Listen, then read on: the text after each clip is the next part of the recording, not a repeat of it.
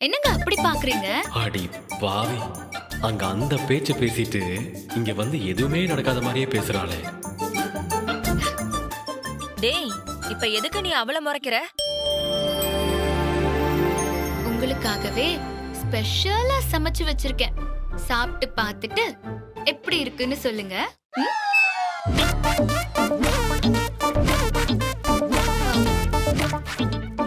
எப்பா சாமி, என்ன நடிப்பு நடிக்கிறாடா ஏமா. அதுவும் ஒண்ணுமே தெரியாத மாதிரி மூஞ்ச வச்சுக்கிட்டு டார்ச்சர் பண்றாளே.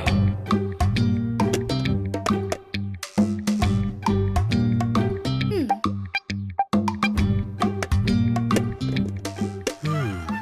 டேய், சாப்பிடுறா. ஆ,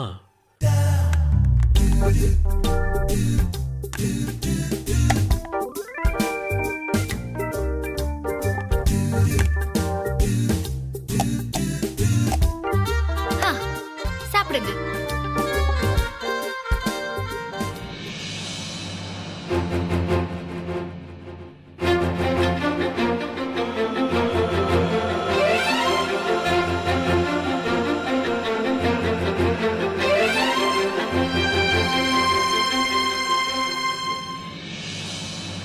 டேய், வேகமா சாப்பிடு. ஆ,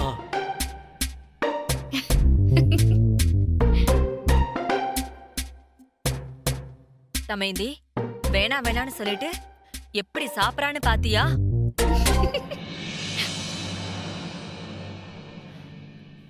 ஆமா, என்னமோ சொல்லணும்னு சொன்னியே, என்னடா அது? ஆ. அது ஒண்ணு இல்லம்மா, அப்புறம் சொல்றேன். டேய், அன்னைக்கு இப்படிதான் ஏதோ சொல்லணும்னு வந்துட்டு தமேந்தி கையால சமைச்சத நீ சாப்பிட்டதும் ஒண்ணு இல்லைன்னு சொன்ன. இன்னைக்கும் அப்படிதான் ஒண்ணு இல்லைன்னு சொல்லி மழுப்புறியா? என்னதாண்டா ஆச்சு உனக்கு? ம். அம்மா, சாப்பிடும்போது பேசக்கூடாது நீங்க தானே சொல்லியிருக்கீங்க. ஆ, அதனால தான் அப்படி சொன்னேன்.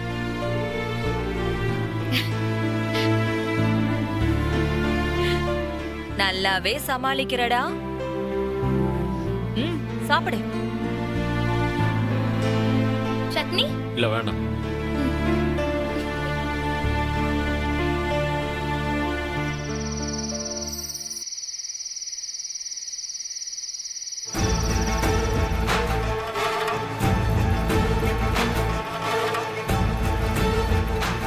வரட்டும் அவ. இன்னைக்கு இருக்கு அவளுக்கு. என்னையே டீஸ் பண்றாளா? நான் யாருன்னு காட்டுறேன் அவளுக்கு.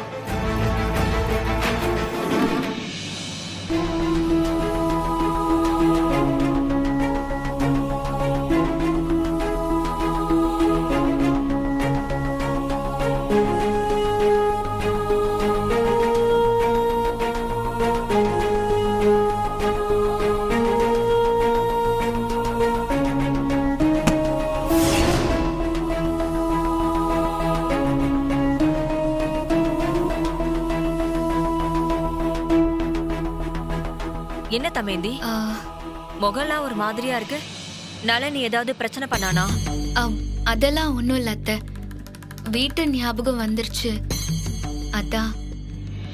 புரியுதுமா, கொஞ்சம் பொறுத்துக்கோமா. எனக்கு நம்பிக்கை இருக்கு, எல்லாம் இன்னும் கொஞ்ச நாள்ல மாறிடுமா. அத்தை, இல்ல அத்தை, நீங்க கவலைப்படாதீங்க. சும்மா பெரியம்மா பாட்டி ஞாபகம் வந்துருச்சு, அவ்வளவுதான். இந்தா தமேந்தி, இத வாங்கிக்கோ. என்னத்த இது? இரு சொல்றேன்.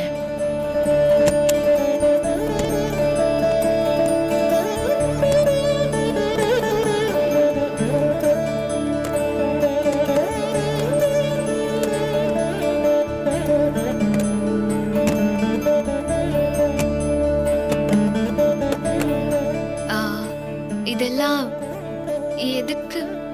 திறந்து பாரு.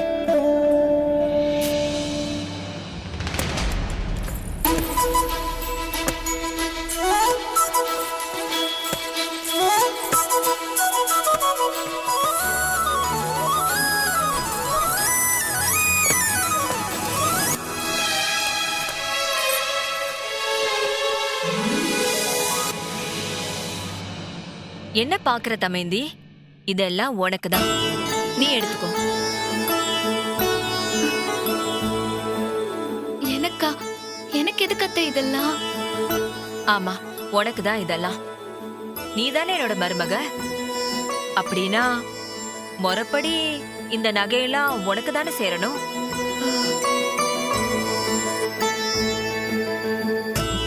இந்த நகையெல்லாம் எனக்கு வரப்போற மருமகளுக்காக நான் வாங்கி வச்சது.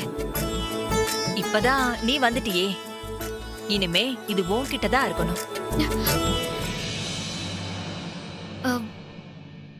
சாரி அத்தை, தப்பா எடுத்துக்காதீங்க.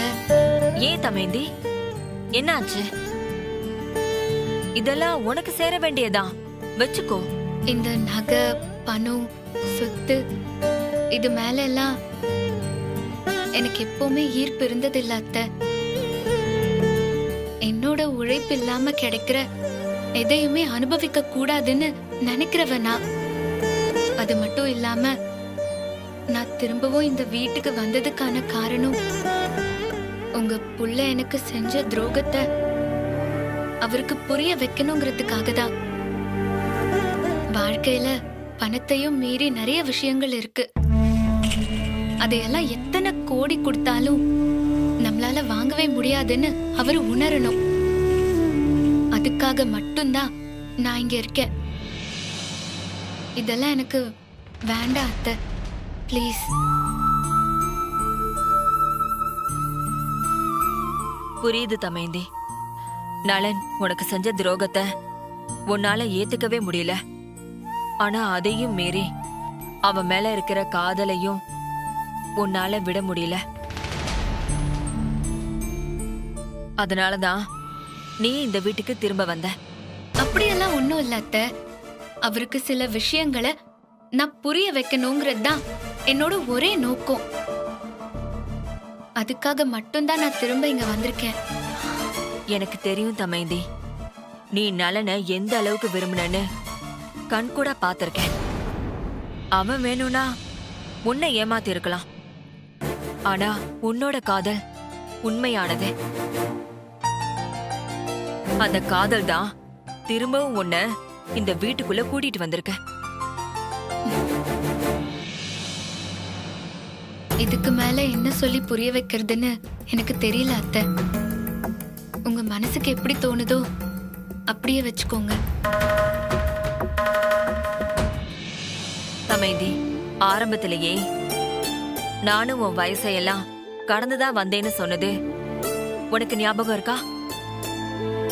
நானும் உன்ன மாதிரியே ஏமாற்றத்தை கடந்து வந்தவதா. என்ன பாக்குற? இப்போ நீ எப்படி நலனை உண்மையா நேசிச்சு ஏமாந்து போய் நிக்கிறியோ அதேதான் எனக்கும் நடந்துச்சு. நலனோட அப்பாவை நான் உண்மையா நேசிச்சேன். ஆசை ஆசையா அவரை கல்யாணமும் பண்ணிக்கிட்டேன். எங்க காதலுக்கு சாட்சியா பிரீத்தியும் பிறந்தா. வாழ்க்கை ரொம்ப அழகா போயிட்டு இருந்துச்சு. அப்பதான் எனக்கு நலன் அப்பாவுக்கு இன்னொரு வாழ்க்கை இருக்குன்னே தெரிஞ்சது. நலனும் அவனோட அம்மாவும் எனக்கு முன்னாடியே அவரோட வாழ்க்கையில இருக்காங்கன்னு தெரிஞ்சது. சுக்கு நூறா உடைஞ்சு போயிட்டேன். அழுதேன், கதர்னேன். இந்த துரோகத்தை ஏத்துக்க முடியாம பல ராத்திரி தூங்காம தவிச்சேன். ஆனா கொஞ்சம் கொஞ்சமா என்னையே நான் தேத்திக்கிட்டேன். எனக்கு வலிச்ச மாதிரி தானே நலனோட அம்மாவுக்கு வலிச்சிருக்கும்னு உணர ஆரம்பிச்சேன். நலனோட அப்பா செஞ்ச தப்புக்கு நானும் ஏதோ ஒரு வகையில காரணமா இருந்துட்டேன்னுதான் நலனை ஏன் கூடவே கூட்டிட்டு வந்து வளர்க்க ஆரம்பிச்சேன். என்ன பொறுத்த வரைக்கும் அது ஒரு சின்ன பிராய்ச்சித்தம் தான். ஆனா நலனோட அப்பா அவர் செஞ்ச தப்ப இப்ப வரைக்கும் ஒத்துக்கவே இல்லை. அதுக்காக நான் அவரை விட்டு விலகிடல. என்னைக்காவது அவர் செஞ்சது தப்புன்னு அவர் புரிஞ்சு பாருன்னு இப்ப வரைக்கும் போராடிட்டு இருக்கேன். அதே மாதிரிதான் இப்ப நீயும் வந்திருக்க.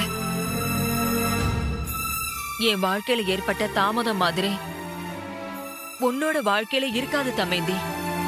சீக்கிரமே நலன் அவன் செஞ்ச தப்பையெல்லாம் உணர்வான். உன்கிட்ட வந்து மன்னிப்பு கேட்பான். ஆனா அதுக்கெல்லாம் நீ இந்த வீட்ல இருக்கணும்.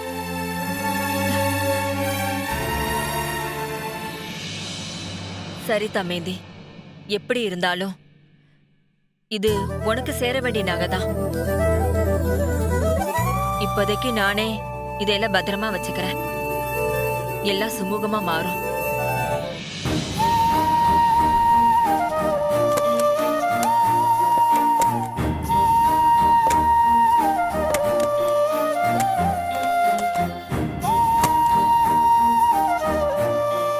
சரிம்மா, நீ தூங்கு, வரேன்.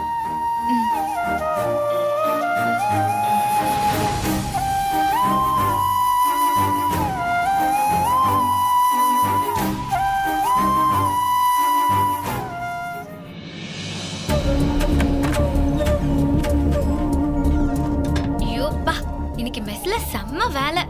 அப்படியே படுத்து தூங்கிட வேண்டியதுதான்.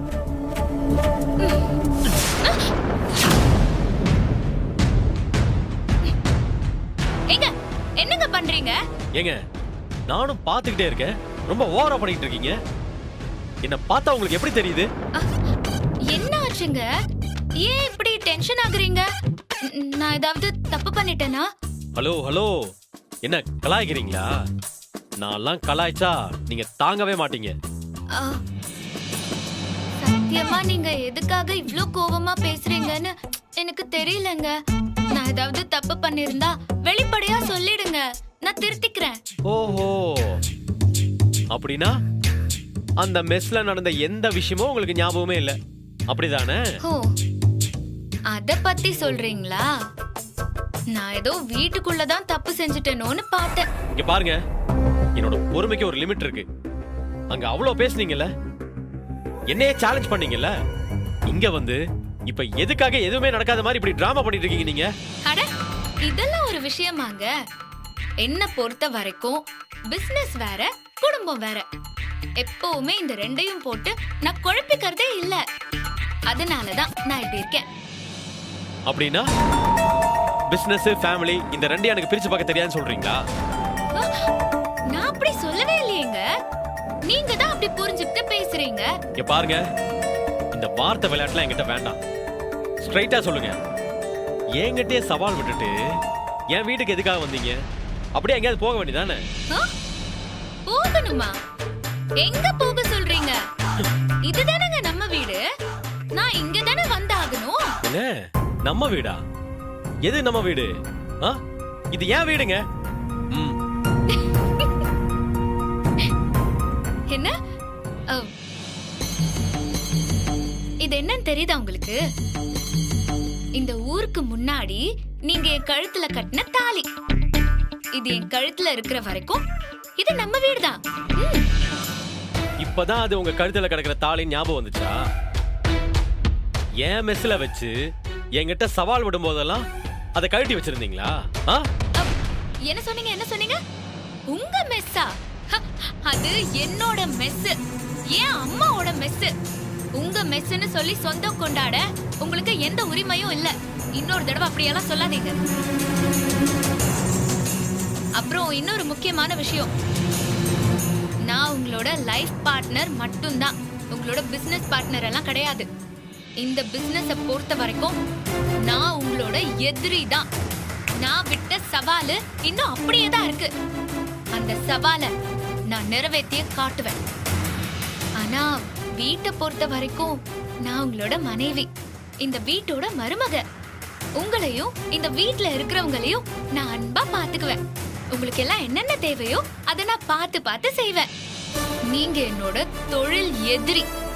அதனால இதெல்லாம் செய்யக்கூடாதுன்னு நீங்க சொல்லக்கூடாது, புரியுதா? என்னோட கடமையை நான் செய்யறதுக்கு என்ன அலோவ் பண்ணுங்க, அவ்வளவுதான். சரி சரி, எனக்கு தூக்கம் வருது. காலையில சீக்கிரம் எழுந்திருக்கணும், நிறைய வேலை இருக்கு. நான் தூங்குறேன். Good night.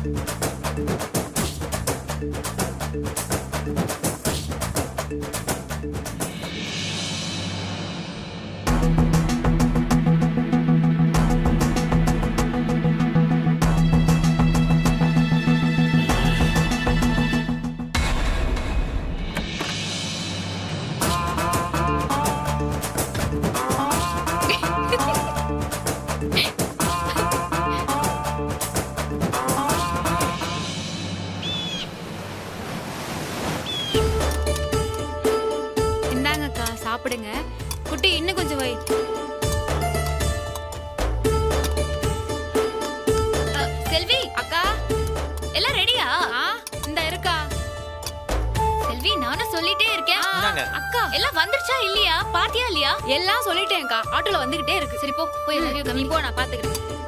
ஓ, தண்ணி காலி ஆயிடுச்சா? இருங்க. அண்ணே, அட வாங்க வாங்க உட்காருங்க. அக்கா, இங்க பாரு யார் வந்திருக்கான்னு.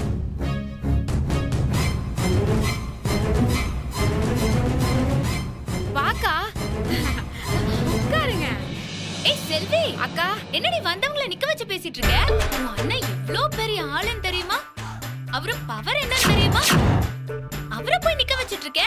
போ போ, போய் ரெண்டு இலை எடுத்து போடு. போ. நிக்க வைக்க கூடாது. போ. நான் போறேன்க்கா, போறேன். ஏய் குட்டி, உட்கார வைடா. அண்ணே, பாத்துட்டே உட்காருங்க. இருக்க. நான் பாஸ்டா அட, உட்காருங்க. பாஸ்டா அட, உட்காருங்க. சீக்கிரம் போடு.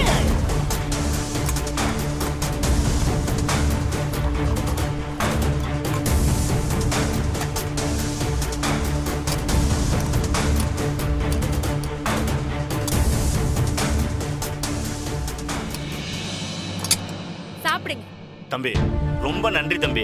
எங்க நீங்க மெஸ்ஸுக்கு அனுப்ப மாட்டீங்களோன்னு நாங்க பயந்துகிட்டு இருந்தோம். ஆனா நீங்க பக்கா ஜென்டில்மேன் நிரூபிச்சிட்டீங்க.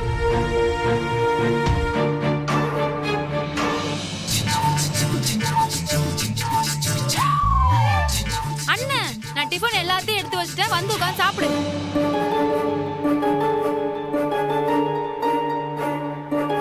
என்ன பாக்குறீங்க? உட்கார்ந்து சாப்பிடுங்க.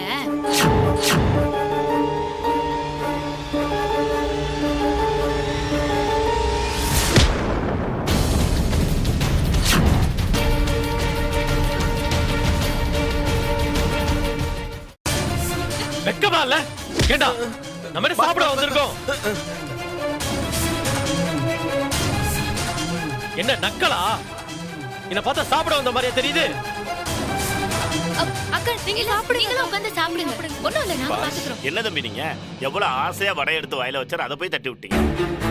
என்ன ஆள் ஆளுக்கு மாத்தி மாத்தி கலாய்க்கிறீங்களா? என் பொறுமையை ரொம்ப சோதிக்கிறீங்க. அவ்வளவுதான். தமையன் எதுவும் பிரச்சனையாமா? ஐயோ அண்ணா, நீங்களும் உட்கார்ந்து சாப்பிடுங்க. எதுவும் இல்ல, நான் பாத்துக்கிறேன். நீங்க உட்கார்ந்து சாப்பிடுங்க. பழனி அண்ணா, நீங்க போய் எல்லாரையும் கவனிங்க. சரிம்மா, போங்க. நீங்க எல்லாம் உட்கார்ந்து சாப்பிடுங்கம்மா. உட்காருங்க. ஹலோ, பாஸ் என்ன? நான் இங்க என்ன பேசிட்டு இருக்கேன்? நீங்க பாட்டுக்கு கூலா கஸ்டமர் அட்டெண்ட் பண்ண போயிட்டு இருக்கீங்க. இப்போ உங்களுக்கு என்ன வேணும்? என்ன வேணுமா? நேத்து சொன்னதால மறந்து போச்சா?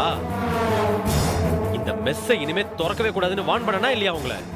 மறுபடியும் யாருக்கும் தெரியாம வந்து மெஸ்ஸை திறந்து வச்சா என்ன அர்த்தம்? நானும் தான் மெஸ்ஸ மூட முடியாதுன்னு சொன்னேன். நீங்க அதை மறந்துட்டீங்களா? இங்க பாருங்க, திரும்பவும் உங்க கூட ஆர்குமெண்ட் பண்றதுக்குலாம் எனக்கு சுத்தமா டைம் இல்ல. எனக்கு நிறைய வேலை இருக்கு. உங்க பின்னாடி எல்லாம் சுத்திட்டு இருக்க முடியாது. லஞ்ச் வரைக்கும் தான் உங்களுக்கு டைம். செஞ்சு முடிச்ச சாப்பாட்டெல்லாம் போட்டு முடிச்சுட்டு மெஸ்ஸை க்ளோஸ் பண்ணிட்டு சாவியை கொடுத்துட்டு போயிட்டே இருங்க. அவ்வளவுதான். முடியாதுன்னா என்ன பண்ணுவீங்க?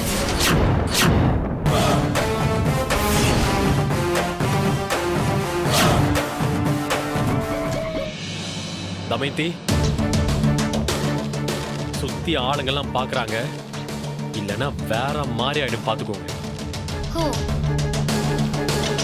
அங்க நான் 50 கோடிக்கு ப்ராஜெக்ட் ரெடி பண்ணி வச்சிருக்கேன். நீங்க என்னடானா கேவலம் 20 ரூபாய்க்கு சாப்பாடு போட்டுட்டு இவ்வளவு முரண்டு பிடிச்சிட்டு இருக்கீங்க.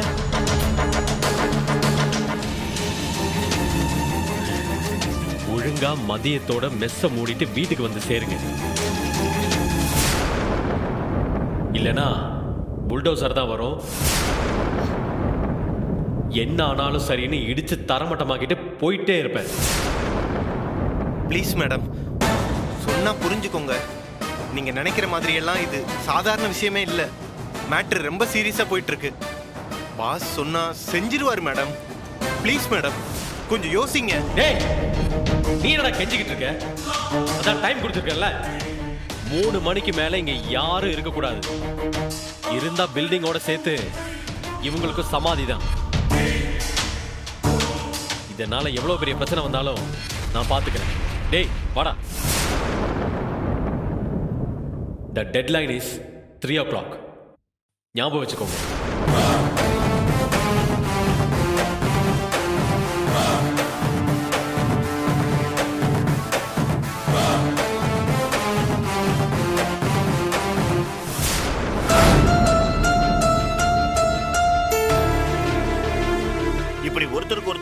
நல்லபடியா இருந்தா என்னமா அர்த்தம்? 1000 தான் இருந்தாலும் நாளைக்கு நலந்தம்பி தாம்மா உன்னுடைய வாழ்க்கை.